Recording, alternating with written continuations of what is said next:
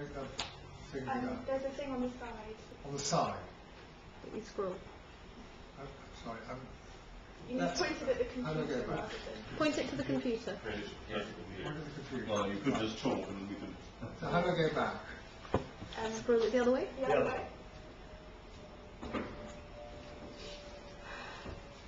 Give it a second, when you want to move forward, just say next and she'll press the right button. Yes. Tell it either forward or back. French school of tech. Right. Correct. Right. What did you do? Think that way. You talk. Your knee is probably very good. Here we go. Good evening, ladies and gentlemen. My name is Robin Garton, and I'm here on behalf of the Glacier Trust, and we're appealing for £28,000 of continuity funding in support of postgraduate education in Nepal, so that the Nepalese can learn to understand and cope with the effects of climate change that is afflicting so much of their country. To do this, we set up a collaboration between Kathmandu and Tribhuvan universities in Nepal and Aberystwyth and Southampton universities in the UK. So what's the big problem? Well, you can see from the slide, if you can see it at all, that for some months of the year, at any rate, there is a broad correlation between rainfall and temperature. As we move from the Terai plains up into the foothills and the mid-hills of the Himalayas, so the atmosphere cools. As the warm air is pushed uphill, therefore, it also cools and drops its moisture as rainfall. That's all quite simple, really, but recent observations have shown that the atmosphere of the mountains is warming, and warming at an absolutely alarming rate. Chinese scientists have shown that over 2,000 metres, the atmosphere may have warmed as much as 3 degrees in the last 50 or 60 years. That's probably quicker than anything that we know on the geological record. So now, when the moist air is pushed up slope, it meets warmer air, not cooler air, therefore it doesn't release its moisture, so no rainfall. And these are some of the effects of climate change in Nepal. You're getting longer periods of drought, obviously, from what I've said, but shorter but much heavier rainfall events.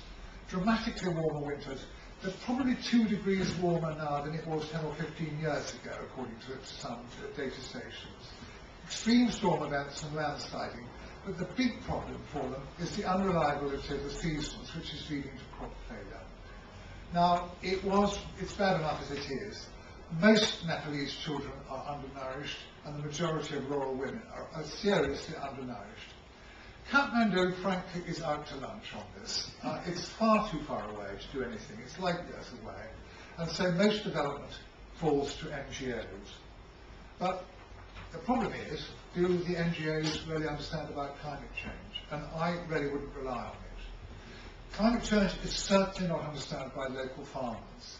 But the NGOs lack data, their analytical skills are not good. And I submit that quite a lot of the coping strategies are going to fail.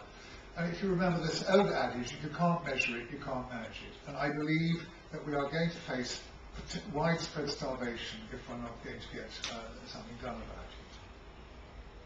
So, what can we do with our rather limited funds? This is a huge windmill to tilt at. The Glacier Trust is trying to deal with the problem strategically. We're setting up 3 projects, one in the foothills, one in the mid-hills, and one in the high Himalayas, each reflecting a different aspect of climate change. And we are linking postgraduate education to these projects. This is absolutely fundamental to our work. We believe that Nepalis are the right people to provide the solutions to these problems. I think that for a white man to come in and say what you want to do is very, very unlikely to work. So even if we had squillions of pounds, this is still, I think, the approach that we would like to take. Now, I'd just like to tell you a little bit more about our higher education programme. It falls into 3 parts: baseline reporting before we start a project, fieldwork scholarships for postgraduates, and the most important of all is the educational support that we're getting from UK universities. This is a shot at Tribhuvan University. Dr. Huff, who's standing on the right here, is on the left there. A little bit, not my best look. Gentleman on the right we're not quite sure who gentleman on the right is, but anyway, there it is. So, baseline reporting, just to go through those three things in a little bit more detail. Baseline reporting, we tend to get asked to do a project by an NGO, and they have some idea of what's going wrong, and they probably have some ideas for solutions, but we really need to find out at first hand, and getting students to go up into the hills, thank you, and really find out, has radically altered some of our projects and been very useful. This is a student who would not have been able to do his MSc work up in the mid-hills, supported by one of our NGOs. We'll hear from him in a minute. And this, as I said, is where we really add value, linking educational facilities in the UK with facilities in Nepal. There are a number of things which they could so easily have and simply don't have. Remote sensing skills, geographical information skills, basic computing, Microsoft Excel, these are things which postgraduates don't have in Nepal. So now I would just like to leave you with one statement from one of our students that we've sponsored. For development in Nepal, two things are missing. First, research to identify the development needs and the policies required. Second, adequately trained human resources to deal with the problems. And he goes on rather touchingly, I would like to contribute to both these missing factors after completing my postgraduate studies for the development of our nation. Well, I couldn't have put it better myself.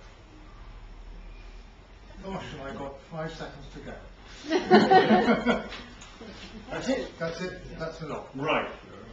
Questions. Who'd like to ask any questions?